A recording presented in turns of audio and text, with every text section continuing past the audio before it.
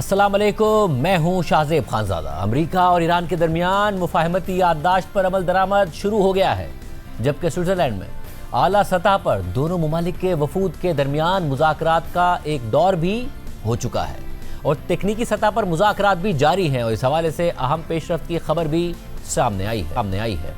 ساتھ ہی امریکی صدر ٹرمپ نے ایران کے ساتھ معاہدے کے حوالے سے اہم دعویٰ بھی کر دیا ہے، جس پر ایران کا رد عمل بھی سامنے آ گیا ہے۔ اس حوالے سے ساری تفصیلات آپ کے سامنے رکھیں گے، مگر پہلے بات کرتے ہیں ایرانی صدر مسعود پزشکیان کے پاکستان کے دورے کی۔ امریکہ اور ایران کے درمیان معاہدے میں پاکستان کی ثالثی کی کوششوں کے اعتراف میں ایران کے صدر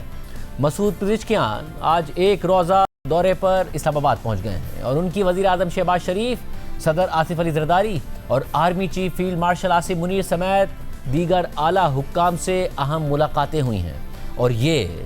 ایرانی صدر کا امریکہ اور اسرائیل کے ساتھ جنگ کے بعد پہلا بیرون ملک دورہ ہے۔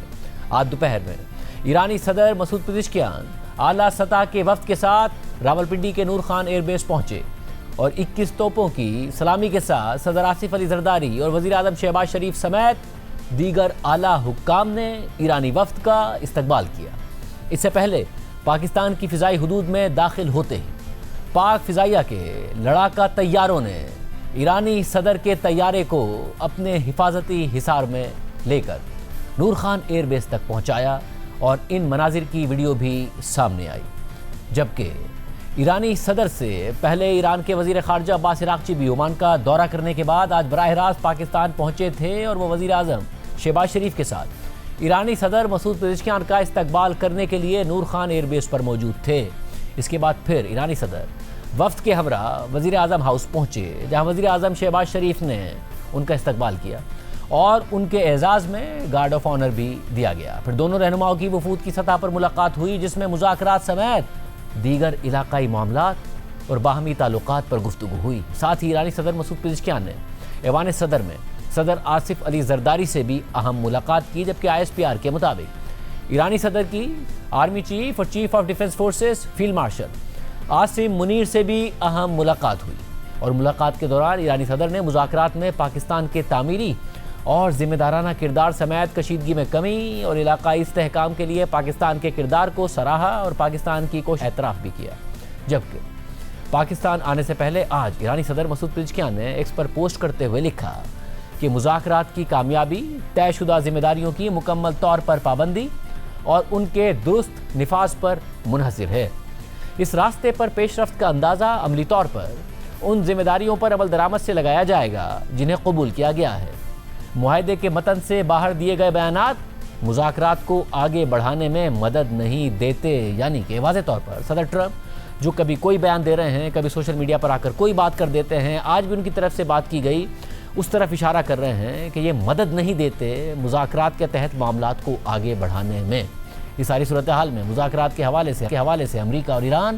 دونوں کی طرف سے اہم بیانات سامنے آئے ہیں۔ اتوار کو پاکستان اور قطر کی ثالثی میں ایران اور امریکہ کے اعلیٰ سطح کے وفود کے درمیان سوئٹزرلینڈ میں مذاکرات ہوئے تھے، جس کے بعد مثبت پیش رفت پر مبنی ایک اعلامیہ سامنے آیا تھا، جبکہ امریکہ نے یہ دعویٰ کیا تھا کہ ایران نے انٹرنیشنل اٹامک انرجی ایجنسی کے انسپیکٹرز کو اپنی جوہری تنصیبات کے معائنے کی اجازت دے دی ہے، جس کی وجہ سے امریکہ نے بھی ایران کو دنیا بھر میں دہائیوں بعد اپنا تیل رکھنے کے لیے جنرل لائسنس جاری کر دیا۔ مگر آج ایران کی وزارت خارجہ کے ترجمان اسماعیل بقائی نے پریس بریفنگ میں کہا ہے کہ معاہدے کے تحت امریکہ کی ذمہ داریاں واضح ہیں، یعنی ایران پر عائد بنیادی ثانوی، اقوام متحدہ کی سلامتی کونسل اور انٹرنیشنل اٹامک انرجی ایجنسی سے متعلق پابندیاں ختم کی جائیں۔ اس دوران اسماعیل بقائی نے امریکی محکمہ خزانہ کے office of foreign assets control کی جانب سے جاری کیے گئے جنرل لائسنس کا ذکر کیا، اور مزید کہا کہ دیگر پابندیوں پر 60 دن کے دوران بات چیت کی جائے گی۔ اسماعیل بقائی نے یہ بھی کہا کہ ایران کے میزائل اور دفاعی صلاحیتوں کا معاملہ کبھی بھی مذاکرات کا حصہ نہیں رہا اور نہ ہی کبھی ہوگا۔ جوہری مسئلے پر بات کرتے ہوئے ایران کی وزارت خارجہ کے ترجمان نے مزید کہا کہ ایسا کوئی منصوبہ نہیں کہ جس کے تحت international atomic energy agency Iran کی ان جوہری تنصیبات کا معائنہ کرے جو امریکہ اور اسرائیل کی جارحیت کے دوران نقصان کا شکار ہوئے۔ اسماعیل بقائی کے مطابق ہم نے انٹرنیشنل اٹامک انرجی ایجنسی کے ڈائریکٹر جنرل رافیل گروسی سے نہ کوئی ملاقات کی ہے اور نہ ہی ایسا کوئی منصوبہ ہے کہ international atomic energy agency Iran کی متاثرہ تنصیبات کا معائنہ کرے۔ اس حوالے سے کوئی پروٹوکول موجود نہیں ہے۔ اسماعیل بقائی نے مزید کہا کہ ایران جوہری عدم پھیلاؤ کے معاہدے کے تحت اپنے موجودہ فریم ورک کے مطابق کام جاری رکھے گا، یعنی Iran international atomic energy agency کے اسپیکٹرز کو اجازت دینے کے امریکی دعوے کی تردید کر رہا ہے، جبکہ کل سوئٹزرلینڈ میں میڈیا سے بات کرتے ہوئے امریکی نائب صدر جے ڈی وینس نے کہا تھا کہ ہم ایک منصوبے پر کام کر رہے ہیں جس کے تحت ایران کو اپنے منجمد اثاثوں تک رسائی تو ملے گی، مگر وہ اس سے صرف امریکی مصنوعات خریدیں گے۔ جبکہ اس کے بعد کل رات کو وائٹ ہاؤس میں میڈیا سے بات کرتے ہوئے ٹرمپ نے کہا کہ جو منجمد رقم جاری کی جا رہی ہے وہ خوراک خریدنے کے لیے استعمال ہوگی، اور وہ بھی صرف امریکہ سے، یعنی جو بھی مصنوعات ایران خریدے گا ان اثاثوں سے جو کہ غیر منجمد کیے جا رہے ہیں وہ امریکی مصنوعات ہوں گی۔ One of the things that we are doing also, and it came up last night, is money that's being unfrozen is going to be used to buy food, and the food's going to be bought exclusively through the United States from our farmers. And corn, soybeans, all of the things they need are going to be bought from our farmers. So our farmers are very happy. I've had a lot of calls. They were very happy about this. مگر پھر ایران کی پاسداران انقلاب سے قریب سمجھے جانے والے Tasnim news نے ایران کے مرکزی بینک کے گورنر کا حوالہ دیتے ہوئے رپورٹ کیا کہ ایران پر لازمی نہیں ہے کہ وہ صرف امریکہ سے ہی ادویات اور دیگر ضروری اشیاء خریدے۔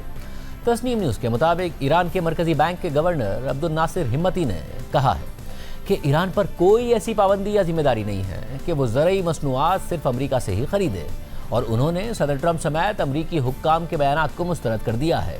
عبد الناصر ہمتی نے تسنیم نیوز سے گفتگو کرتے ہوئے کہا کہ امریکی حکام کے حالیہ بیانات کے مطابق یہ دعویٰ کیا جا رہا ہے کہ پاکستان کی ثالثی سے جنگ ختم کرنے کے حوالے سے ہونے والی مفاہمتی یادداشت کے بعد ایران کو زرعی مصنوعات صرف امریکہ سے خریدنی ہوں گی، لیکن جن مفاہمتی یادداشتوں پر اتفاق ہوا ہے ان کے مطابق ایران کے اوپر امریکہ سے زرعی سامان خریدنے کی کوئی پابندی نہیں ہے۔ ایران کے مرکزی بینک کے گورنر نے اس حوالے سے مزید وضاحت دیتے ہوئے کہا کہ ابتدائی طور پر ملنے والے 6 ارب ڈالرز کے استعمال کا فریم ورک اس معاہدے کے متن پر مبنی ہے، اور یہ ضروری اشیاء اور ادویات کی خریداری پر لاگو ہوتا ہے۔ عبد الناصر ہمتی نے مزید کہا کہ اگر امریکی زرعی مصنوعات قیمت اور معیار کے لحاظ سے دوسرے ممالک کی نسبت زیادہ کمپیٹیو ہوتی ہیں، یعنی زیادہ سستی ہوتی ہیں، تو ایران کو امریکہ سے خریداری کرنے میں کوئی مسئلہ نہیں ہے۔ اور اصولی طور پر حالیہ برسوں میں ایران کی وزارت زراعت کی خریداری اکثر بڑی امریکی اور یورپی کمپنیوں کے ذریعے ہی ہوتی رہی ہے۔ تسنیم نیوز کے مطابق ایران کے مرکزی بینک کے گورنر نے یہ بھی کہا کہ ایران کو ہر سال اربوں ڈالرز کی ضروری اشیاء اور ادویات خریدنے کی ضرورت ہوتی ہے، اور ادائیگی کا ذریعہ بنیادی مسئلہ نہیں ہے۔ عبد الناصر ہمتی نے اس حوالے سے مزید کہا کہ ہمیں اس بات سے فرق نہیں پڑتا کہ ہم ضروری اشیاء کی خریداری کے ذریعے سے فائنانس کرتے ہیں، اور اگر ہم مرکزی بینک کے منجمد وسائل کو ان خریداریوں کے لیے استعمال کر سکیں تو موجودہ اور مستقبل کی تیل کی آمدنی ان استعمال شدہ ذخائر کی جگہ لے لے گی۔ اس لیے اہم بات مرکزی بینک کی غیر ملکی زر مبادلہ تک رسائی اور عوام کو ضروری اشیاء اور ادویات کی فراہمی ہے۔ اور آج پھر صدر ٹرمپ نے سوشل میڈیا پر پوسٹ کرتے ہوئے ایران کے منجمد فنڈز کے حوالے سے اپنے دعوے کو دہرایا اور لکھا کہ تمام تر احتجاج اور غلط بیانات کے برعکس اور فیک نیوز کی مسلسل کوششوں کے ساتھ جو ہر ممکن طریقے سے امریکہ کی فتح کو چھوٹا اور غیر اہم دکھانا چاہتی ہے، ایران نے مکمل طور پر اعلیٰ ترین سطح کی نیوکلیئر انسپیکشن کو طویل مدت کے لیے ہمیشہ کے لیے تسلیم کر لیا ہے۔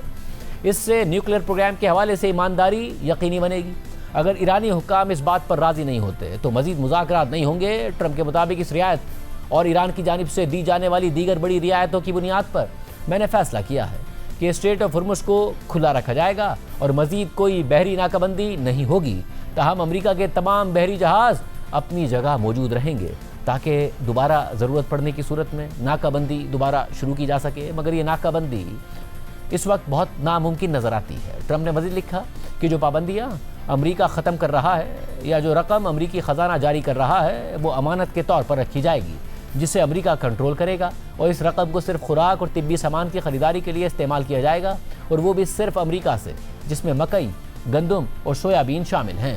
یہ وہ چیزیں ہیں جن کی ایران کو سخت ضرورت ہے۔ یہ ایک انسانی بحران ہے اور میں سمجھتا ہوں کہ اب ایران کی مدد کرنا ضروری ہے، اس سے پہلے کہ بہت دیر ہو جائے۔ بات چیت اچھی جا رہی ہے۔ Thank you for your attention to this matter, یعنی ایک بار پھر ٹرمپ ایک ہی بیان میں دھمکی بھی دے رہے ہیں، مدد کرنے کی بات بھی کر رہے ہیں، مذاکرات آگے چلانے کی بات بھی کر رہے ہیں۔ اس کے بعد ٹرمپ نے ایک اور پوسٹ کرتے ہوئے لکھا کہ کل اسٹریٹ آف ہرمز سے 19 ملین بیرلز تیل گزرا،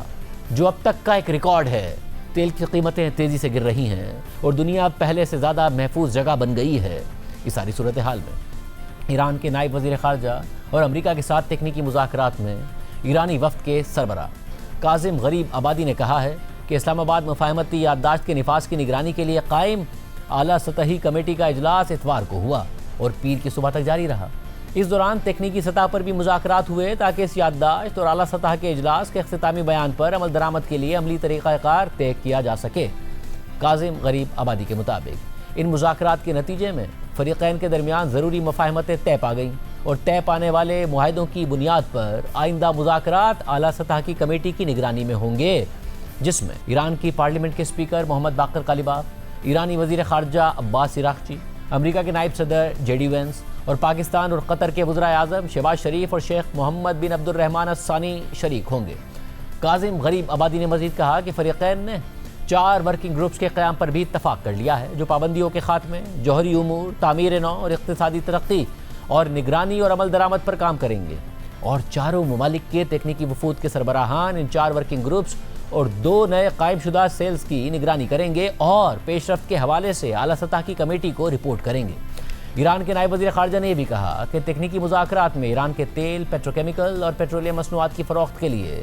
جنرل لائسنس حاصل کرنے کے اقدامات پر بھی بات ہوئی، اور اسی کے مطابق امریکہ کی جانب سے تیل، پیٹروکیمیکل اور پیٹرولیم مصنوعات کی فروخت کے لیے ایران کو ایک جنرل لائسنس جاری کیا گیا ہے۔ کاظم غریب آبادی کے مطابق معاہدوں کے تحت ایران کے 12 ارب ڈالرز کے منجمد فنڈز کی فوری بحالی کے انتظامات بھی طے کر لیے گئے ہیں، جو 6 ارب ڈالرز کی 2 اقساط پر مشتمل ہوں گے، یعنی کہ ایران کو 12 ارب ڈالرز دیے جائیں گے فوری طور پر اور 6 ارب ڈالرز کی اقساط میں دیے جائیں گے۔ یہ کہا جا رہا ہے کہ یہ بات طے ہو گئی ہے، اور عام بات یہ ہے کہ اس معاہدے پر اسرائیل میں ٹرمپ پر شدید تنقید کی جا رہی ہے، اور اب تو یہ خبر بھی سامنے آ رہی ہے کہ اسرائیلی وزیر اعظم نیتن یاہو کو یہ خدشہ ہے کہ امریکہ اس معاہدے کے ذریعے عملی طور پر لبنان میں ایران کے اثر و رسوخ کو تسلیم کر رہا ہے، اور اسرائیل کو یہ صورتحال ایران کے جوہری پروگرام سے متعلق معاہدے سے بھی زیادہ تشویش میں مبتلا کر رہی ہے۔ مگر دلچسپ بات یہ ہے کہ اس سال کے آغاز میں نیتن یاہو کے کہنے پر امریکی صدر ٹرمپ نے مذاکرات کے دوران ہی ایران کے خلاف جنگ شروع ہی اس بات کے ساتھ کی تھی کہ گزشتہ 3 سالوں کے دوران اسرائیل نے خطے بھر میں ایران اور اس کے اتحادی گروپس کے خلاف بڑی کارروائیاں کی ہیں اور ان میں کامیابی ملی ہے، تو اس وجہ سے ایران اس وقت اپنی تاریخ کی کمزور ترین پوزیشن پر ہے اور اسے ایک اور جنگ مزید کمزور کر دے گی، اور اسرائیل کو یہ امید تھی کہ اس طرح سے وہ ایران میں نہ صرف رجیم چینج کر سکے گا بلکہ وہ ایران کے نیوکلیئر خطرے سمیت اس کے پراکسی گروپس کی حمایت کو بھی مکمل طور پر ختم کر دے گا۔ مگر اب تقریباً 4 مہینے بعد اسرائیل کو نہ صرف ان مقاصد میں بری طرح ناکامی کا سامنا کرنا پڑ رہا ہے، جس کا اعتراف خود 92% اسرائیلی عوام کر رہے ہیں، ایک سروے میں کر رہے ہیں، بلکہ اب اسرائیل کو لبنان میں ایران کے بڑھتے ہوئے اثر و رسوخ کے ساتھ ساتھ اپنے اہم ترین اتحادی امریکہ کی تنقید کا بھی سامنا کرنا پڑ رہا ہے۔ اس حوالے سے امریکی نیوز ویب سائٹ ایکزیوس نے لکھا ہے کہ 2 اسرائیلی سورسز کے مطابق اسرائیلی حکومت کو تشویش ہے کہ امریکہ عملی طور میں ایران کے اثر و رسوخ کو جائز حیثیت دے رہا ہے، اور سوئٹزرلینڈ میں ہونے والی نئی مفاہمتوں اور ایران کے ساتھ مفاہمتی یادداشت کے ذریعے امریکہ لبنان میں اسرائیل کی کارروائی کی آزادی کو محدود کر رہا ہے۔ یہ بات اس لیے اہم ہے کیونکہ ایران لبنان کی صورتحال کو امریکہ کے ساتھ اپنی مذاکراتی کوششوں کا حصہ بنانے میں کامیاب ہو گیا ہے تاکہ ایران اپنے اتحادی گروپ حزب اللہ کی حمایت کر سکے۔ ٹرمپ انتظامیہ اب یہ مانتی ہے کہ ایران کے ساتھ سفارتکاری کو آگے بڑھانے کے لیے لبنان میں اسرائیل کی کارروائیوں کو محدود رکھنا ضروری ہے۔ اسرائیلی حکام کو خدشہ ہے کہ یہ نئی مفاہمتیں امریکہ اور اسرائیل کی کئی ماہ کی ان کوششوں کو کمزور کر دیں گی جن کا مقصد حزب اللہ کو کمزور کرنا اور لبنان میں ایران کے اثر و رسوخ کو کم کرنا تھا۔ فوری طور پر اسرائیل کو یہ فکر بھی ہے کہ جب بھی وہ لبنان کی سرزمین پر کوئی حملہ کرنا چاہے گا تو امریکہ کی طرف سے مخالفت کا سامنا کرنا پڑ سکتا ہے، اور صدر ٹرمپ کی جانب سے جنوبی لبنان سے اسرائیلی فوج کے انخلاء کے لیے دباؤ بڑھ سکتا ہے۔ حالانکہ اسرائیل کے مطابق حزب اللہ کا خطرہ اب بھی موجود ہے۔ رپورٹ میں مزید لکھا ہے کہ اسرائیلی سورسز یہ دعویٰ بھی کر رہی ہیں کہ لبنان کے حوالے سے امریکہ اور ایران کے درمیان ہونے والے نئے معاہدے امریکہ اور اسرائیل کی ان مفاہمتوں کو کمزور کر رہے ہیں جو 2024 میں نیتن یاہو کی اسرائیلی حکومت اور صدر بائیڈن کی انتظامیہ کے درمیان طے پائی تھی، اور پھر صدر ٹرمپ کی انتظامیہ نے بھی ان مفاہمتوں کی حمایت کی تھی۔ نومبر 2024 میں بائیڈن انتظامیہ کی ثالثی میں ہونے والے لبنان جنگ بندی معاہدے کے تحت اسرائیل کو یہ حق حاصل تھا کہ وہ حزب اللہ کی جانب سے پیدا ہونے والے فوری خطرات اور ممکنہ خطرات دونوں کے خلاف کارروائی کر سکے گا، لیکن موجودہ صورتحال میں ایسا لگتا ہے کہ اسرائیل کی کارروائی کی آزادی صرف فوری خطرات تک محدود ہو گئی ہے۔ اس کے علاوہ پہلے جنگ بندی کی نگرانی کے نظام میں اسرائیل، لبنان، امریکہ اور فرانس شامل تھے، جبکہ اس بار اسرائیل براہ راست شریک ہی نہیں ہے اور ایران اس میں شامل ہے۔ اور یہ بات بھی ہے کہ بائیڈن دور کے نگرانی کے نظام کا مقصد جنوبی لبنان میں حزب اللہ کے فوجی ڈھانچے کو ختم کرنے کے لیے رابطہ اور تعاون تھا، جبکہ نیا نظام اسرائیلی فوج اور حزب اللہ کے درمیان تصادم سے بچاؤ اور کشیدگی کم رکھنے پر توجہ دے گا۔ پس پردہ ایک اسرائیلی سورس کا کہنا ہے کہ امریکہ اور ایران کے معاہدے کا جوہری پہلو بھی نیتن یاہو کے لیے باعث تشویش ہے، لیکن اس وقت نیتن یاہو کو لبنان سے متعلق معاہدے کا حصہ زیادہ پریشان کر رہا ہے۔ اس کی ایک وجہ یہ ہے کہ حزب اللہ کے خلاف اسرائیل کی کارروائیاں اکتوبر میں ہونے والے انتخابات سے پہلے اسرائیل کی داخلی سیاست میں بہت اہمیت رکھتی ہیں، اور اسی وجہ سے اسرائیلی وزیر اعظم نیتن یاہو کو ٹرمپ کے ساتھ اپنے تعلقات کو بحال کرنے اور ایران کے ساتھ مذاکرات میں لبنان کے حوالے سے ہونے والی بات چیت کی اپڈیٹس لینے کے لیے اپنے ایک قریبی ساتھی کی مدد لینے پر مجبور ہونا پڑا، یعنی وہ نیتن یاہو جو صدر ٹرمپ کے انتہائی قریب تھے اس جنگ سے پہلے، وہ نیتن یاہو جن کے بارے میں کہا جاتا تھا کہ صدر ٹرمپ وہی کرتے ہیں جو نیتن یاہو کہتے ہیں، جو ماضی میں نہ اوباما نے مانا، نہ بائیڈن نے مانا، نہ بش نے مانا، وہ سب کچھ نیتن یاہو کے کہنے پر ٹرمپ نے مانا اور ایران پر حملہ کر دیا۔ وہی نیتن یاہو اب مجبور ہیں کہ کسی اور کے ذریعے ٹرمپ انتظامیہ کو منائیں۔ اس حوالے سے ایکزیوس نے لکھا ہے کہ اسرائیلی سورس کے مطابق نیتن یاہو اس معاملے پر سخت پریشان ہے۔ اسی اسرائیلی سورس کے مطابق حالیہ دنوں میں نیتن یاہو نے اپنے قریبی ساتھی اور اسرائیلی کابینہ کے سابق رکن رون ڈرمر سے کہا کہ وہ فوری طور پر ٹرمپ کی ٹیم میں اپنے تعلقات استعمال کریں تاکہ لبنان سے متعلق امریکہ اور ایران کے مذاکرات پر اثر انداز ہونے کی کوشش کی جا سکے۔ اور رون ڈرمر کی مداخلت کے نتیجے میں ٹرمپ نے مذاکرات کے دوران سوشل میڈیا پر پوسٹ کرتے ہوئے ایران کو خبردار کیا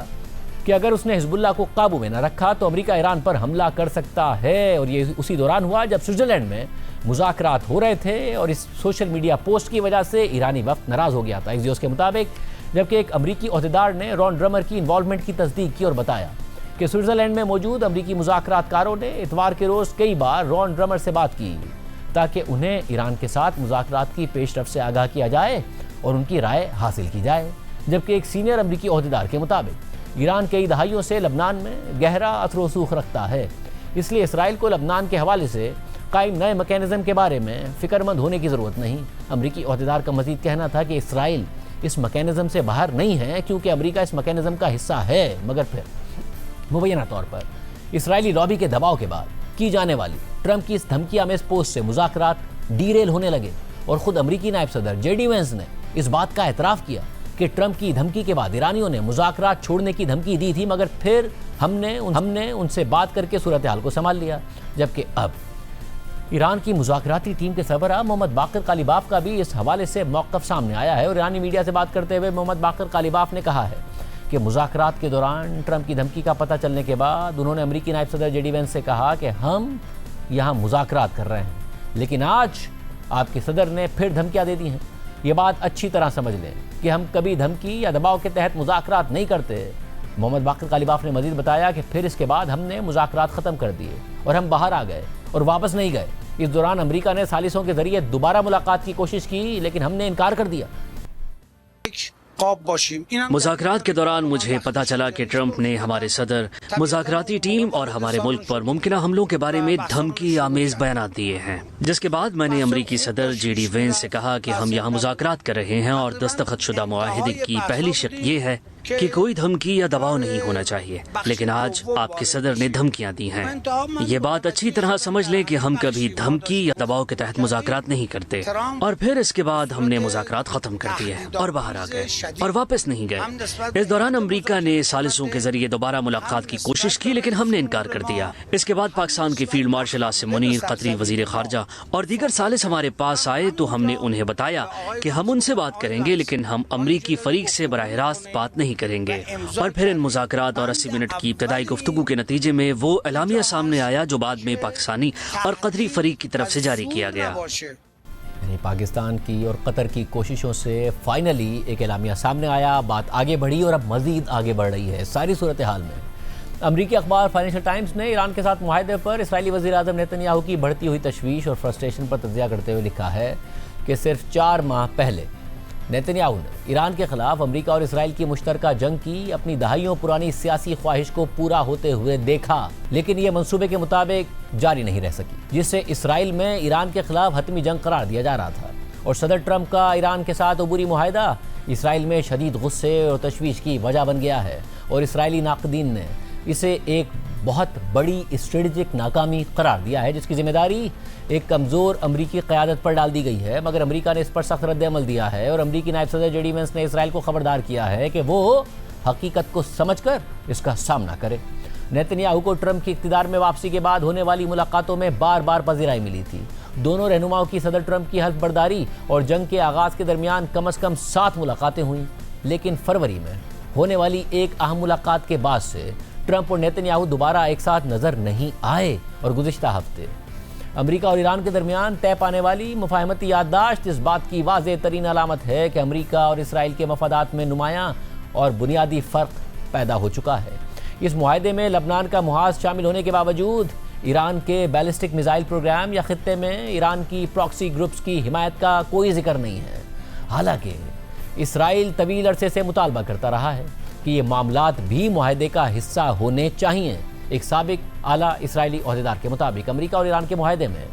جوہری مسئلے سے صرف الفاظ کی حد تک نمٹا جا رہا ہے، اور ایران کے اوپر اپنے انتہائی افزودہ یورینیم کے ذخیرے سے دستبردار ہونے کی کوئی ٹھوس پابندی بھی موجود نہیں ہے. سابق اسرائیلی عہدیدار نے مزید کہا کہ یہ کہنا مشکل ہے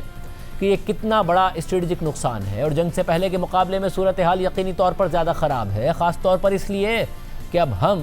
امریکہ کے ساتھ پہلے کی طرح ہم آہنگ نہیں رہے. رپورٹ میں مزید لکھا ہے کہ نیتن یاہو کے لیے گزشتہ سال کے آخر کے مقابلے میں ایک بہت بڑا اور تیز زوال ہے، جب امریکی صدر نے اپنی رہائش گاہ مارے لاگو میں انہیں وار ہیرو کہا تھا، اور یہ بھی کہا تھا کہ اگر کوئی اور اسرائیل کی قیادت کر رہا ہوتا تو ممکن ہے کہ آپ کے پاس اسرائیل ہی نہ ہوتا. مگر وہی ٹرمپ اب بار بار یہ کہہ رہے ہیں کہ اگر میں نہ ہوتا تو اسرائیل بھی نہ ہوتا. جبکہ فائنینشل ٹائمز کی رپورٹ میں مزید لکھا ہے کہ وہ لمحہ شاید نیتن یاہو کے انتہائی جارحانہ سیکیورٹی ڈاکٹرائن کی بلند ترین حد ثابت ہوا،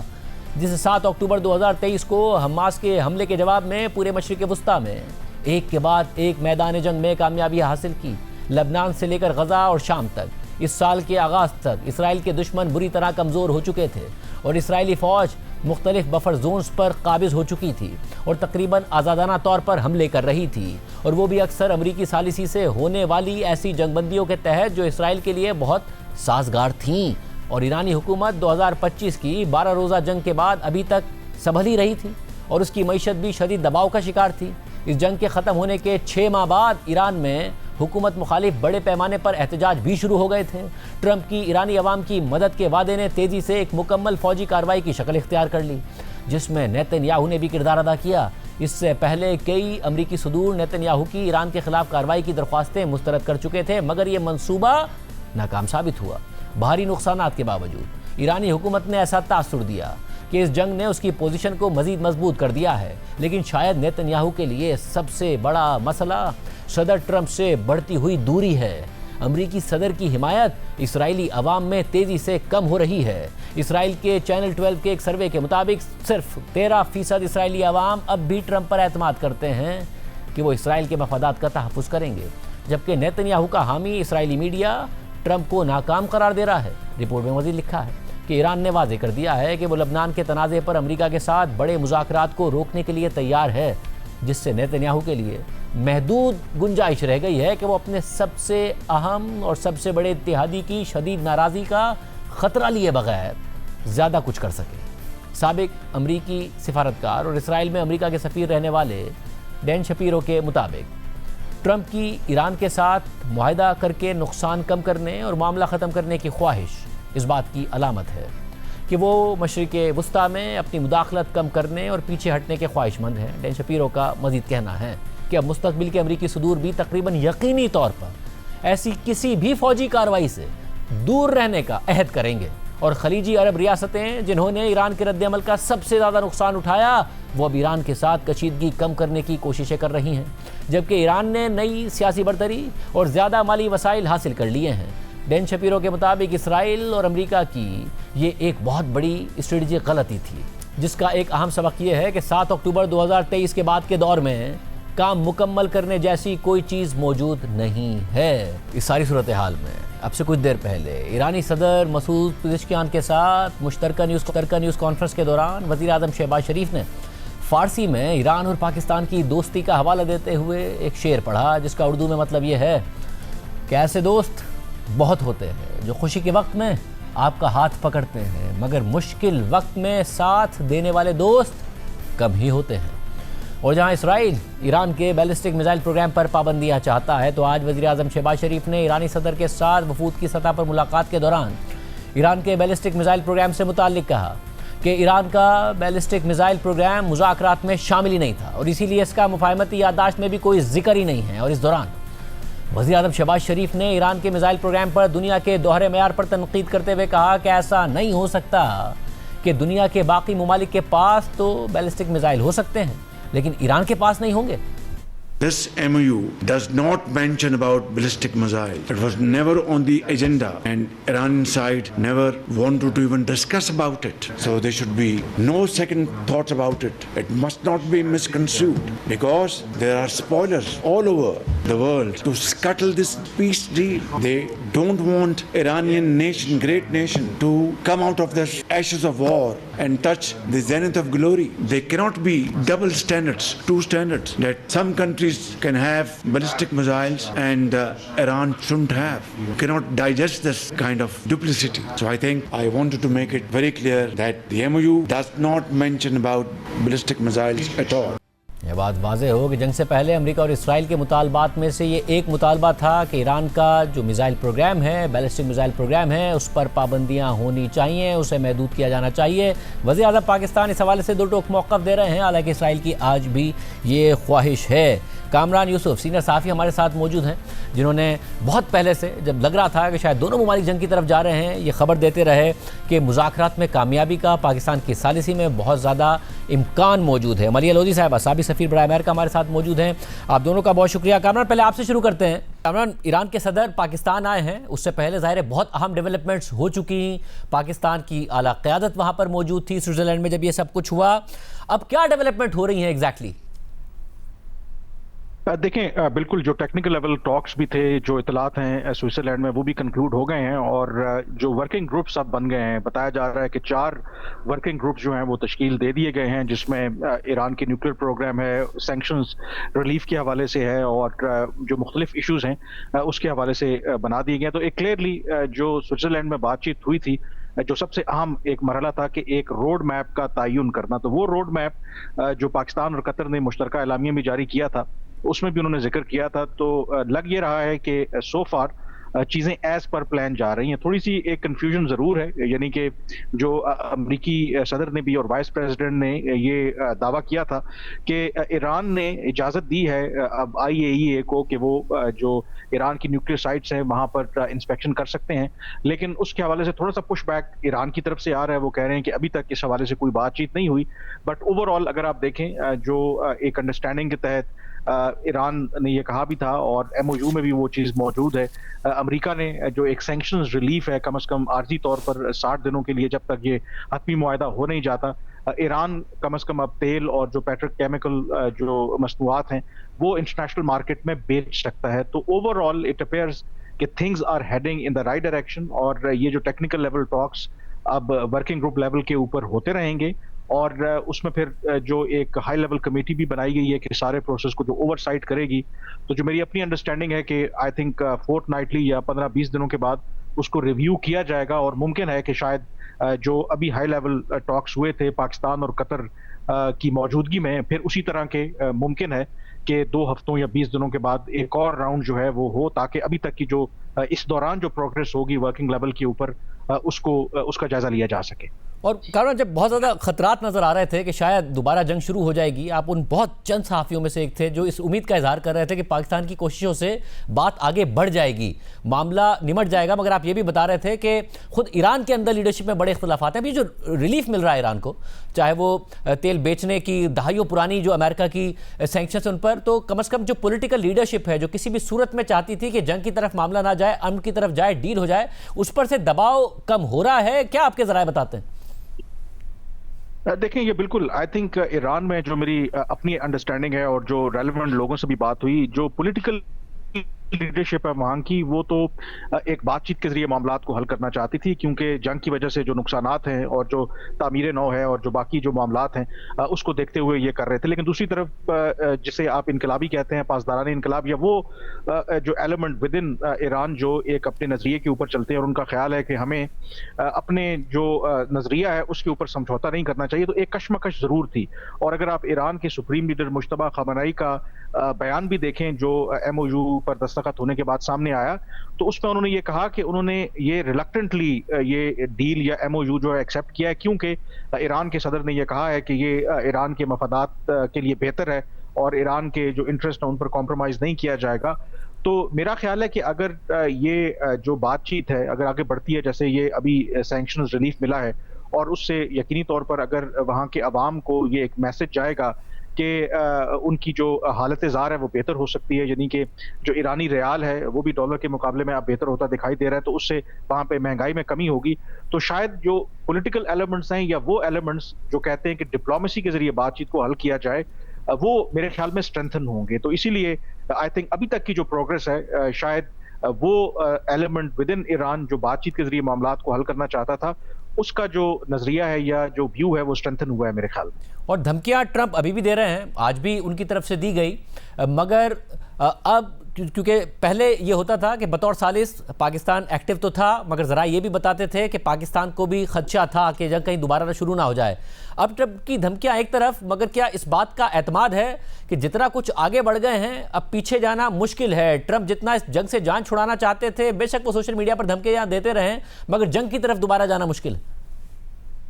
بالکل آئی تھنک آج جو امریکی صدر ٹرمپ نے یہ بھی کہا کہ جو نیول بلاکیڈ ہے وہ مکمل طور پر ختم کر دی گئی ہے، اور انہوں نے یہ ضرور کہا ہے کہ اگر ضرورت پڑی تو وہ دوبارہ بھی بلاکیڈ لگا سکتے ہیں، لیکن انہوں نے یہ کہا کہ یہ ہائیلی ان لائکلی ہے، یعنی کہ وہ بھی یہ اشارہ دے رہے ہیں کہ اس کا امکان نہیں ہے۔ تو کلیئرلی میرے خیال میں جب آپ ایک تو پہلے ہی جب عارضی طور پر جنگ بندی ہوئی تھی، اور آپ نے ذکر بھی کیا تھا کہ میں کیوں پر امید تھا کہ شاید دونوں جو فریقین تھے سوائے اسرائیل کے وہ دوبارہ جنگ کی طرف نہیں جانا چاہتے تھے، اور اب جب معاملات آگے بڑھ رہے ہیں اور آپ ڈس انگیجمنٹ کی طرف بڑھ رہے ہیں، تو شاید اتنے ہی امکانات دوبارہ کسی آل آؤٹ جنگ کے وہ کم ہوتے جائیں گے۔ اور یہ میرے خیال میں پاکستان کی اور جو باقی ریجن کے ممالک تھے جو کوشش کر رہے تھے ڈپلومیسی کے ذریعے معاملات کو حل کرنے کے لیے، یہ ان کی کاوشوں کی ایک کامیابی ہے، اور یہی بنیادی نقطہ ہے کہ پاکستان بھی اور جو باقی پلیئر ہیں وہ اس ڈپلومیٹک پروسیس کو اس نہج تک لے کے جانا چاہتے ہیں کہ جہاں پر کلیئرلی جو ڈپلومیسی کے جو ثمرات ہیں وہ تمام فریقین کو نظر آنا شروع ہو جائیں کہ بات چیت کے ذریعے اگر معاملات حل ہو سکتے ہیں تو جنگ کی طرف جانے کی کیا ضرورت ہے۔ تو جیسے جیسے یہ بات آگے بڑھ رہی ہے، بالکل اس میں ہکپس آئیں گے، بیچ میں ہکپس ابھی بھی آ رہے ہیں، پر جیسے جیسے بات اگر سلولی بھی بڑھتی رہے گی تو اتنے امکانات کم ہوتے جائیں گے کہ آپ دوبارہ کسی جنگ والی سی صورتحال کی طرف جائیں۔ مطلب اور جب سوئٹزرلینڈ میں بالکل وہاں پر نائب صدر بھی آ گئے تھے امریکہ کے، پاکستان کا وفد موجود تھا، ایران کا وفد موجود تھا، اس وقت بھی اب تو محمد باقر غالیباف نے بھی اس بات کو کنفرم کیا کہ جب ٹرمپ نے ٹویٹ کیا تو اس وقت پروٹیسٹ کیا گیا جے ڈی وینس سے کہ جی ہم یہاں مذاکرات کر رہے ہیں، دوسری طرف سے دھمکیاں آ رہی ہیں، اور پھر باہر آ گئے، واپس نہیں گئے، یہ سارے معاملات ہوئے۔ اس وقت بھی پاکستان نے کردار ادا کیا ہے، یعنی سوئٹزرلینڈ میں ہوتے ہوئے بھی ٹرمپ کے ایک پوسٹ کی وجہ سے معاملہ خراب ہوتے ہوتے رہ گیا۔ بالکل آئی تھنک پاکستان نے بالکل اپنا کردار ادا کیا۔ پاکستان کی تو یہ خواہش تھی، اگر آپ دیکھیں کہ جو ایک فیملی فوٹو تھا یا مذاکرات سے پہلے کہ ایک پازیٹیو میسج جائے، لیکن ایران اس کے لیے تیار نہیں تھا۔ شاید اس سٹیج کے اوپر وہ امریکہ کے ساتھ پبلکلی اپنے آپ کو دکھانا نہیں چاہتے، اور اس کے جینوئن ریزنز بھی ہیں، کیونکہ ابھی بھی ایران کے جو سپریم لیڈر ہیں آیت اللہ علی خامنہئی، ان کی تو فیونرل بھی نہیں ہوئی، اور ابھی جنگ کے زخم تازے ہیں، تو شاید ان کو یہ پتا ہے کہ اگر اس موقع کے اوپر اگر امریکی حکام کے ساتھ وہ ہاتھ ملاتے نظر آئیں گے پبلکلی، تو اس سے جو ہارڈ لائنرز ہیں اور جو ڈومیسٹکلی ایک اچھا میسج نہیں جائے گا، لیکن اس کے باوجود وہ مذاکرات میں رکاوٹ نہیں بنا. جے ڈی وینس نے بھی اس کا ذکر کیا اور ان کا یہ خیال ہے، اور پاکستان کا بھی میرے خیال میں اب شاید دونوں جو فریقین ہیں ایک دوسرے کو سمجھ گئے ہیں، یعنی کہ بات چیت ہوگی تو امریکی صدر ٹرمپ جو دھمکیاں دیتے ہیں اس کو بھی میرے خیال میں اس طریقے سے اب ایران سیریس نہیں لیتا. And at the same time جو ایران کی جو بھی اپنی ڈومیسٹک کمپلشنز ہیں یا وہ ایک ہارڈ بارگینرز ہیں، جب بھی کوئی اس طرح کا معاملہ ہوگا اپنا احتجاج ریکارڈ کروائیں گے اور اپنی ٹرمز کے اوپر بات چیت کرنا چاہیں گے. اس سے میرے خیال میں امریکہ بھی میرے خیال میں اس کو ایڈجسٹ کر چکا ہے، ایکسیپٹ کر چکا ہے، اور پاکستان بھی کر چکا ہے. مین اس کے اندر جو سب سے امپورٹنٹ بات ہے کہ جو بھی ایون سوئٹزرلینڈ کے اندر تھوڑے سے ہکپس آئے، مین جو پروسیس ہے وہ ڈی ریل نہیں ہوا، اور جب ڈی ریل نہیں ہوا تو اسی کے نتیجے میں بات چیت آگے بڑھ رہی ہے. اینڈ آئی بلیو کہ پاکستان از کانفیڈنٹ کہ جو بھی دونوں ملکوں کے درمیان ایشوز ہیں، جو بھی ان کی اپنی پریفرنسز ہیں، ان کو سامنے رکھتے ہوئے اگر ہم اس سٹیج تک آ گئے ہیں تو اس سے آگے بھی بڑھ سکتے ہیں. بہت شکریہ کامران یوسف صاحب کی جانی تجزیہ معلوم کرتے ہیں، اور ایک ایکسپیرینسڈ تجزیہ ہم معلوم کرنے کی کوشش کریں گے. ہمارے ساتھ سابق سفیر برائے امریکہ ملیحہ لودھی صاحبہ موجود ہیں. ملیحہ صاحبہ بہت شکریہ ہمیں شو میں جوائن کرنے کے لیے. ملیحہ صاحبہ آپ بھی مسلسل کہتی رہی کہ اسرائیل سے سب سے بڑا خطرہ ہے کہ وہ اسپوائلر کا کردار ادا کرے گا. اس نے کردار ادا کرنے کی بار بار کوشش بھی کی. اب وقت یہ ہے کہ گزشتہ سال کے آخر میں صدر ٹرمپ نے جب مارے لاگو میں اپنی رہائش گاہ پر دعوت دی نیتن یاہو کو، تو یہ کہا تھا کہ اگر نیتن یاہو کے علاوہ کوئی اور اسرائیل کی قیادت کر رہا ہوتا تو ممکن ہے کہ اسرائیل کا وجود نہ رہتا. مگر آج یہ صورتحال ہے کہ وہ نیتن یاہو کے بارے میں عجیب الفاظ بھی استعمال کرتے ہیں. خود رپورٹرز کو بتاتے ہیں کہ انہوں نے بڑے سخت الفاظ میں ان سے گفتگو کی ہے، فرسٹریشن کا بھی اظہار کرتے ہیں، اور یہ بھی کہہ رہے ہیں کہ اگر میں نہ ہوتا، ٹرمپ اپنے بارے میں کہہ رہے ہیں میں نہ ہوتا تو اسرائیل بھی نہ ہوتا. آپ نے ظاہر ایک بڑا طویل آپ کا کریئر ہے، جب آپ امریکہ میں وقت گزارا، یونائٹڈ نیشنز میں وقت گزارا، آپ نے خود دیکھا ہے اسرائیلی لابی کس طرح کام کرتی ہے. آپ کے لیے بھی انپریسیڈنٹڈ ہے جو کچھ ہو رہا ہے؟ ہاں، ایک لحاظ سے تو انپریسیڈنٹڈ ہے، اور صرف اس لحاظ سے نہیں کہ صدر ٹرمپ نے اس قسم کی سٹیٹمنٹس ایشو کی ہیں یا اپنی ناراضگی کا اظہار کیا ہے، لیکن اس حوالے سے میرا خیال ہے زیادہ اہم ہے کہ جتنے بھی پبلک اوپینین سرویز ہوئے ہیں امریکہ میں حال میں، ان سب میں ہم نے دیکھا ہے کہ اسرائیل کی جو پوزیشن ہے وہ بالکل ہی کریش کر گئی ہے. یعنی کہ اتنی لو اپروول ریٹنگ ہے اس کی، خاص طور پہ ینگ امریکنز میں، اور پھر کانگریس میں بھی بہت سارے سوال اٹھ رہے ہیں اسرائیل کے رول پہ. تو یہ تو انپریسیڈنٹڈ ہے، لیکن اس سے ہمیں یہ نہیں کنکلوڈ کرنا چاہیے کہ اسرائیل کی جو امپورٹنس ہے امریکہ کے لیے یا امریکن پبلک کے لیے وہ بالکل ہی ختم ہو گئی ہے. اور یہ بھی ایک میرا خیال ہے اہم پہلو ہے اس سوال کا کہ اصل ٹیسٹ سٹیٹمنٹس نہیں ہوتے جو صدر ٹرمپ دیتے رہتے ہیں، hot and cold hot and cold. اصل ٹیسٹ ہوتا ہے کہ وہ کرتے کیا ہیں. کیا وہ اسرائیل کو رین ان کر لیں گے؟ کیا اسرائیل پہ قابو پا لیں گے کہ اسرائیل جو اپنا اسپوائلرز رول پلے کرنا چاہتا ہے اور کرنے کی کوشش بھی کی ہے اس کو روک پائے گا؟ آئی تھنک دیٹ از دا کی کویسچن. اور مجھے ساتھ میں بھی بتائے گا کہ ظاہر اسرائیل ایک بڑا اتحادی ہے، جیسا کہ آپ نے بھی کہا کہ یہ ایسا نہیں ہے کہ یہ سارا کردار ہی ختم ہو جائے گا، مگر اسرائیل میں نیتن یاہو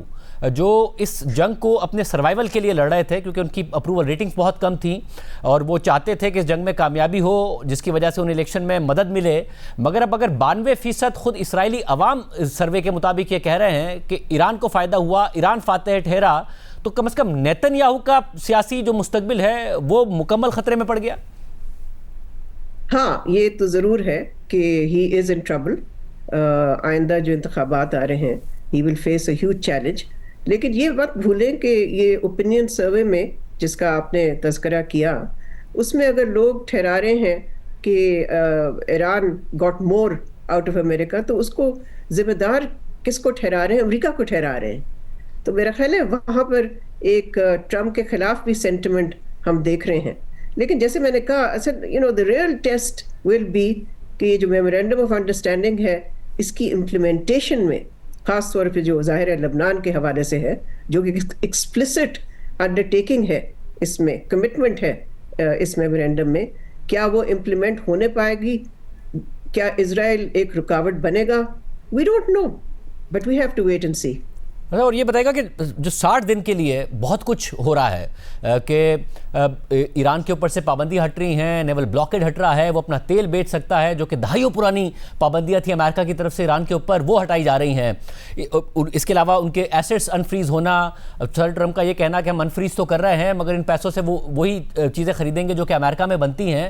یہ ایسی ڈیولپمنٹ ہے کہ جس سے ایران مستقبل میں بین الاقوامی اکانومی میں, مارکیٹس میں انٹیگریٹ ہو جائے, جو پچھلے 45-46 سال کا پاسٹ ہے اس سے ایک الگ ہمیں آگے بڑھتا نظر آئے, اور امریکہ اور ایران کے درمیان تجارتی شراکت داری, یا پھر دنیا کے ساتھ ایران کی تجارتی شراکت داری شروع ہو جائے. شاہزیب, یہ تو واقعی جو آپ نے بیان کیا ہے, جو سارے سٹیپس امریکہ اس وقت لے رہا ہے, اور واقعی جس حد تک ایران نے کنسیشنز سیکیور کیے ہیں اس MOU میں امریکہ سے, وہ واقعی ریئلی انپریسیڈنٹڈ ہے. اس سے تو ایرانین اکانومی جو کہ بہت ہی اس وقت کمزور ہے, پھر جو ہیوی سینکشنز ان پہ رہے ہیں, پھر جو تیل نہ ایکسپورٹ کرنے کی پابندیاں لگی ہیں, ان ساری چیزوں سے Iran will emerge much stronger economically, geostrategically also. یہ مت بھولیں کہ امریکہ نے جو کوشش کی اپنے آبجیکٹیوز کو اچیو کرنے کی بیٹل گراؤنڈ پہ اور مذاکرات میں, وہ نہیں کر پایا. سو اس حوالے سے بھی آپ دیکھیں گے کہ Iran emerges from the war stronger and a major player in the Middle East as well as globally. اور ملک صاحب, ایران کے جو عرب ممالک ہیں ان کے ساتھ پراکسیز کی صورت میں تو ہمیں نظر آتے تھے اختلافات بھی, اور یا پھر آمنے سامنے آنا, جنگ کی صورت میں آمنے سامنے آنا, چاہے وہ یمن کا معاملہ ہو.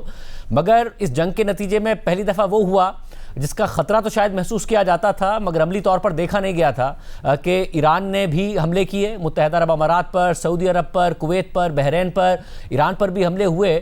یہ ایک جو نیا تھریش ہولڈ کراس ہوا ہے, اس کے بعد آپ کو لگتا ہے یہ چیزیں نارملائز ہو جائیں گی اگر ایران اور امریکہ نارملائز ہو جاتا ہے, یا یہاں سے بھی آگے اختلافات ہی رہیں گے, معاملات اسٹیبل نہیں ہو پائیں گے؟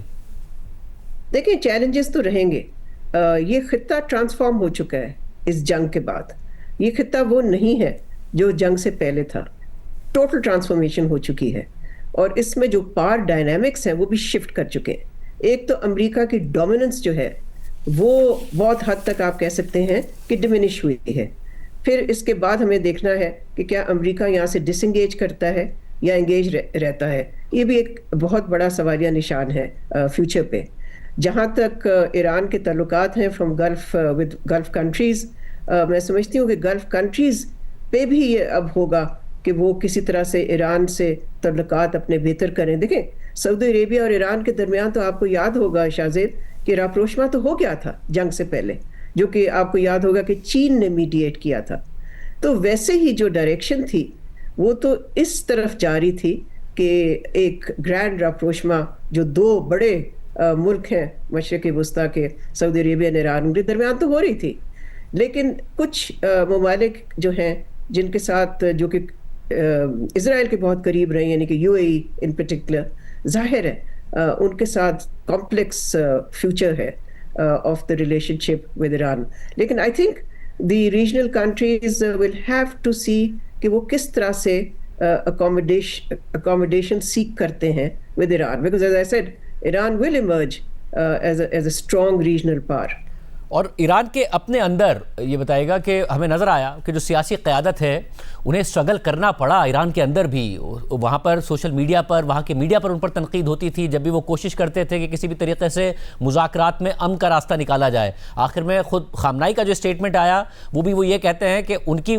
وہ نہیں سمجھتے تھے مگر بہرحال ان کو سیاسی قیادت نے کنونس کیا ہے سارے کے سارے معاملے پر.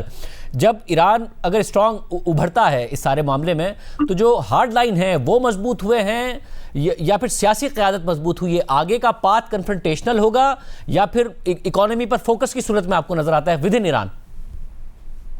دیکھیں, یہ دونوں چیزیں ساتھ ساتھ چلیں گی. اس میں تو کوئی شبہ نہیں کہ hard liners have been strengthened. جو امریکہ نے ڈی کیپیٹیشن اسٹریٹجی اپنائی جس سے کہ انہوں نے اتنے ایرانین لیڈرز کو شہید کیا, تو اس کا نتیجہ کیا ہوا؟ اس کا نتیجہ یہ ہوا کہ ہارڈ لائنرز جو ہیں وہ زیادہ پاورفل ہو گئے ایران کے انٹرنل ڈائنامکس میں. سو وہ تو تبدیل نہیں ہوگی, خاص طور پہ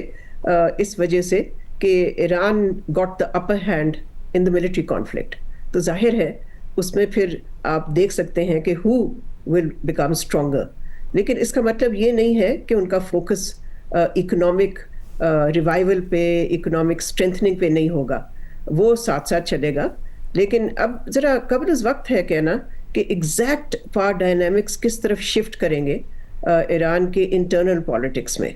हमें इंतज़ार करना पड़ेगा कि एग्जैक्टली उनकी जो गेन्स हैं ईरान की वो किस तरह से ट्रांसलेट करते हैं. बिकॉज देखें, आखिर आके तो फिर अवाम को भी तो खुश रखना है. सो वैसे तो बहुत ही यकजहती का हमने देखा है कि वहाँ पर डिस्प्ले हुआ, लेकिन टू मेंटेन नेशनल यूनिटी ज़ाहिर है जो लोगों की डिमांड्स हैं, जो लोगों के नीड्स हैं, वो भी तो फिर ईरानियन जो गवर्नमेंट है, they will have to meet those demands. और मुझे ये भी बताएगा कि पाकिस्तान का जो किरदार है, और ज़ाहिर आसान नहीं था. आइडियली तो वज़ीर-ए-आज़म मोदी के लिए बड़ी आइडियल पोजीशन थी, उनके ईरान के साथ भी अच्छे ताल्लुकात, सदर ट्रंप के साथ भी अच्छे ताल्लुकात, मगर वो एक तरफ रहे. अब खुद इंडिया के अंदर तनकीद हो रही है कि आप नेतन्याहू के गलत वक्त पर करीब गए, इसराइल का दौरा गलत वक्त पर किया, पाकिस्तान को मौका मिला. मगर पाकिस्तान ने जिस तरीके से मीडिएट किया कि ईरान भी खुश, अमेरिका भी खुश, यूरोपियन ममालिक भी पाकिस्तान की तारीफ़ कर रहे हैं, शुक्रिया अदा कर रहे हैं, सऊदी अरब, कतर जैसे ममालिक भी पाकिस्तान की तारीफ कर रहे हैं और शुक्रिया अदा कर रहे हैं. किस तरह देखती हैं ये रोल? देखिए, एक तो रिमार्केबल रोल था इसमें, तो मेरा ख्याल है कोई दो व्यूज़ नहीं हो सकते. भारत की तरफ से जो मर्जी वो कहते फिरे, लेकिन पाकिस्तान की लीडरशिप ने, पर्टिकुलरली उसकी मिलिट्री लीडरशिप ने, जिस डिप्लोमेटिक स्किल का मुजाहिरा किया है, and to maintain the confidence of both sides. एक तो ये ना कि आप शुरू में एक मीडिएटर बन जाते हैं, फिर आप दोनों तरफ जो कि जंग में थे, I mean they were at war, to maintain that confidence. और फिर अगर आप फ्यूचर भी देखें, इस वक्त सिर्फ पाकिस्तान का मीडिएशन का रोल अब नहीं रहेगा. मीडिएशन के अलावा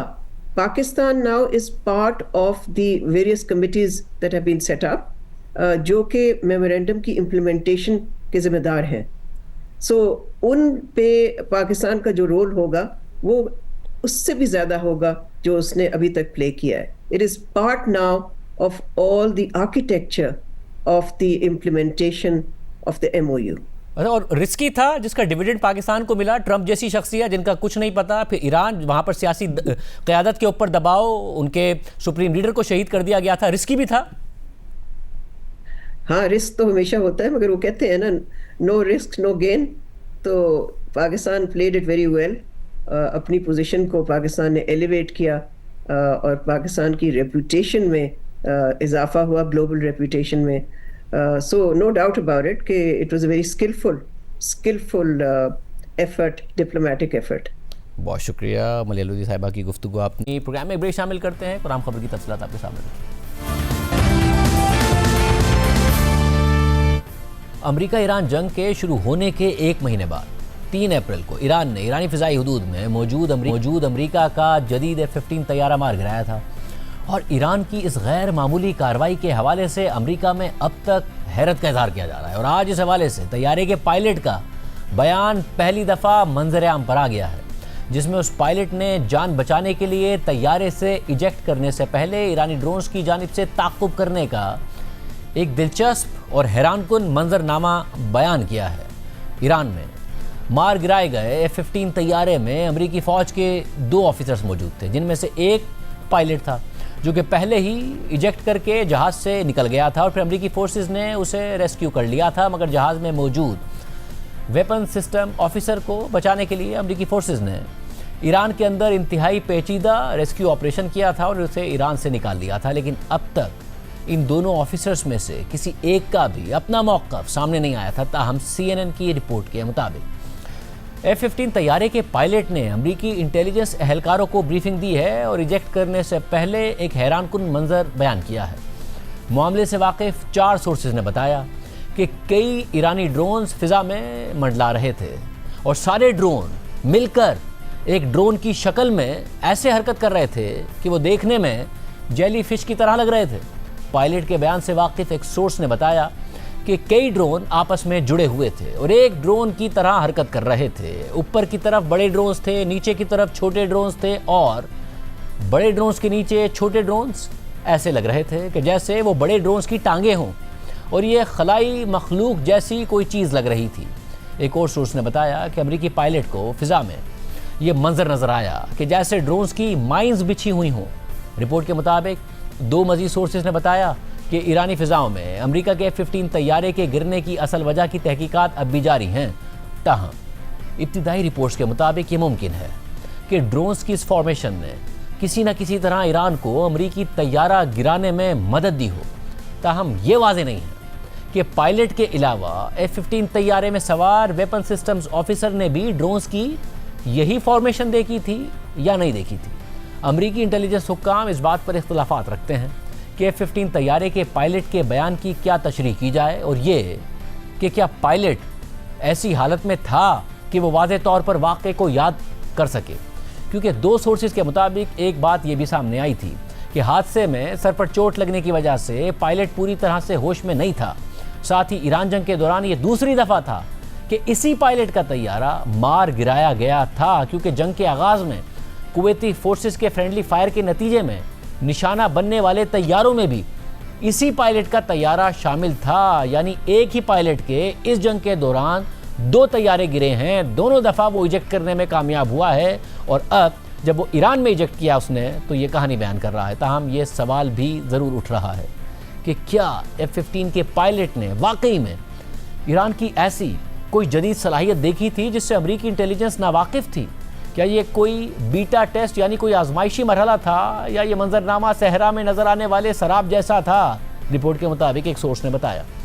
کہ بریفنگ لینے والے انٹیلیجنس حکام نے پائلٹ سے یہ سوال بھی کیا کہ کیا آپ کو یقین ہے کہ آپ نے بالکل وہی کچھ دیکھا تھا جو آپ بیان کر رہے ہیں؟ رپورٹ کے مطابق پائلٹ کے بیان کے بعد امریکی انٹیلیجنس میں یہ بحث چھڑ گئی ہے کہ اگر پائلٹ نے واقعی وہی کچھ دیکھا تھا جو اس نے بیان کیا ہے تو یہ ایران کی ڈرون صلاحیتوں میں خطرناک اور بڑی پیش رفت ہوگی۔ 2 سورسز کے مطابق پائلٹ کی بیان کردہ مخصوص ڈرون صلاحیت کے بارے میں امریکی انٹیلیجنس اداروں نے پہلے کبھی یہ اندازہ نہیں لگایا تھا کہ ایران کے پاس یہ صلاحیت موجود ہو سکتی ہے، لیکن ایسی رپورٹس موجود ہیں کہ ایران کو اپنی ڈرون ٹیکنالوجی کی ترقی میں چین اور روس سے مدد مل رہی تھی۔ سورسز کے مطابق F-15 کے پائلٹ نے جس طرح کی صلاحیت کو بیان کیا ہے اسے ٹیکنیکل اصطلاح میں one to many meshed networking کہا جاتا ہے، جس میں آپریٹر کئی ڈرونز کو ایک ہی ساتھ چلا رہا ہوتا ہے، اور خیال کیا جاتا ہے کہ روس اور چین جیسے دوسرے ممالک کے پاس بھی یہ صلاحیت موجود ہے۔ ایران کے پہلے سے جدید ڈرون پروگرام میں کوئی بھی نئی پیش رفت امریکی فورسز اور خطے میں امریکی اتحادیوں کے لیے مزید تشویش کا باعث بن جائے گی۔ ایک امریکی اہلکار نے بتایا کہ عام طور پر میشڈ نیٹ ورکنگ کو دور دراز علاقوں میں جہاں پہلے سے انفراسٹرکچر موجود نہ ہو وہاں انٹرنیٹ کی سہولت فراہم کرنے کے لیے استعمال کیا جا سکتا ہے، اور یہ ایک غیر عسکری استعمال ہوتا ہے۔ اس کے علاوہ ڈرون وارفیئر کی ایکسپرٹ ایما بیٹس نے ڈرونز کے اس نئے خطرے کے حوالے سے کہا کہ اگر یہ درست ہے تو ہمیں اپنے تحفظ کے لیے بہت زیادہ ڈالرز خرچ کرنے پڑیں گے، ساتھ ہی خون اور دیگر وسائل بھی دینے پڑیں گے۔ انہوں نے مزید کہا کہ اگر کئی ڈرونز خود کو ایک پہچانی جانے والی شکل میں ترتیب دے سکتے ہیں اور اپنی شکل کو برقرار بھی رکھ سکتے ہیں، اور اگر اس میں دھماکہ خیز مواد بھی موجود ہے، اور اگر وہ پہلے حملے میں تباہ نہ ہونے والی چیزوں پر دوبارہ حملے کے لیے ریسورسز محفوظ رکھ سکتے ہیں، تو یہ ایک انتہائی مؤثر اپروچ ہے۔ CNN کے مطابق امریکی فوج اور انٹیلیجنس حکام نے اس معاملے پر سوالات کا جواب نہیں دیا۔ آج کے پروگرام میں اتنا ہی، اجازت دیجیے، اللہ حافظ۔